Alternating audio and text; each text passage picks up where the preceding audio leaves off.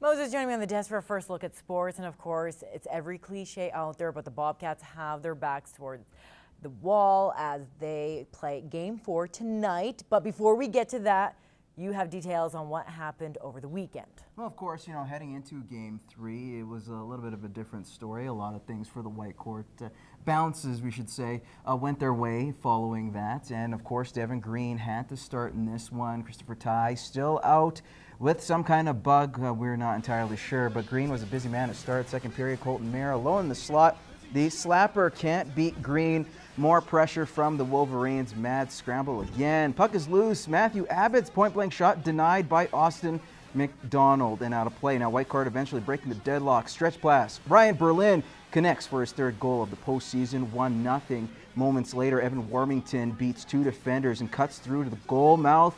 He can't sneak it past Green, however. Same shift, another stretch pass breaks through the defense. Green shutting the door, bailing his team out. Now the onslaught, just too much for the Bobcats. 5-on-3, some tic-tac goal action capped off by Apt. It's to Zip.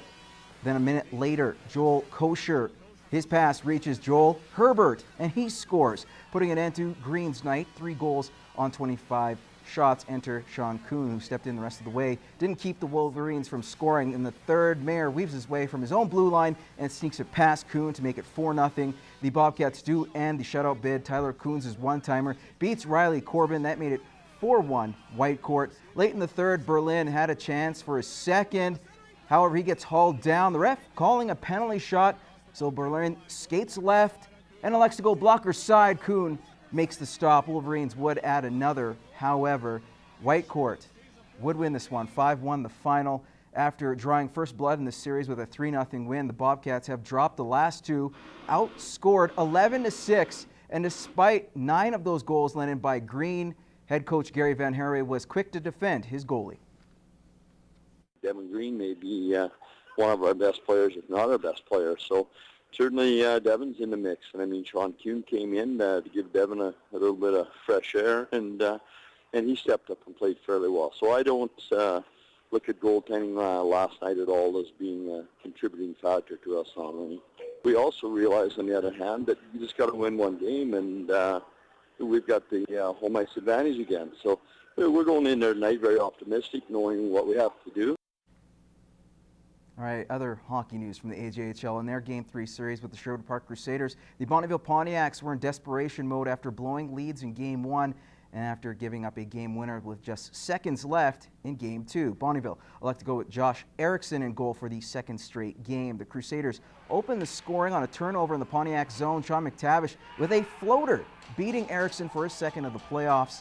The Yaks would come back the other way midway through the period. Jackson Dudley winning a great battle by the boards. Puck squirts to Wyatt Noski. He feeds Alex Smith for his first. We're tied up at 1 apiece. Moments later, in a what are you doing moment, Dudley coughs up the puck on a change. Nicholas Jones goes in and waits. Erickson and slides it past him. Back of the net, Sherwood Park retaking the lead on the shorthanded marker. The Crew will then take a 2-goal lead into the intermission. Colton Meaver waits, then finds a streaking Mac T for his second of the period. 3-1. Bonnyville would get one back just 16 seconds into the middle frame. Spencer Fu keeps, then fires a rocket to the top corner. That's Fu's 4th goal this series. He likes it, and so does this fan coming up, who will glance at the camera. Now we'll jump to the third, where McTavish, Jones, and Meaver connect on the power play to restore the 2-goal advantage for the Crew. Pontiacs playing catch-up all evening. Redford Swan power play goal. That'll make it 4-3, but that's as close as they would get. An empty netter seals the deal. 5-3 Crusaders, the final. The loss especially frustrating for Fu. As you'll see in a moment, this is the end of the road for several Pontiacs, as well as their AJHL careers come to a close. Fraser Snowden has more from Bonnyville. I think it's a little unfair the way the world works sometimes, because I definitely still think that we kind of got robbed by Sherwood Park. I don't know, I think you can ask anybody who's watching the series, and I think every guy would say that we were the best team.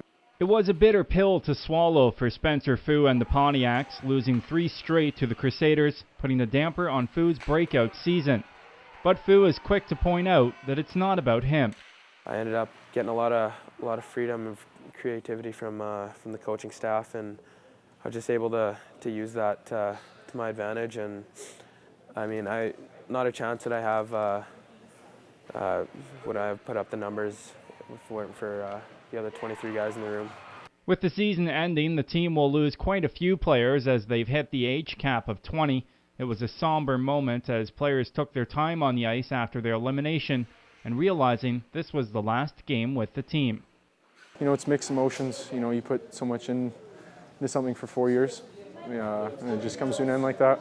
You know, you battle with these guys every day. You bleed with them, you sweat with them, you cry with them, you laugh with them, and it's an empty feeling. But at the same time, it's good knowing that you're leaving with lifelong friends that you'll cherish for the rest of your life. The team faced over 150 man games lost to injury over the season, losing players like Dallas Mortensen, who was out for most of the year, and even top 3-4 forward Luke Mahura. Coach Rick Swan says it allowed others to grow and will help next season. We looked to spin it in a good way as it allowed our younger guys to get key situations and key developmental situations that's going to just make them better. And that was maybe the biggest challenge that we had is obviously the injuries. We'd like to have been a little bit healthier. The Pontiacs wrap up their 2013-14 edition with their awards banquet next week. In Bonnyville, Fraser Snowden, Newcap Sports. That's your first look at sports. Gerard is up next with weather.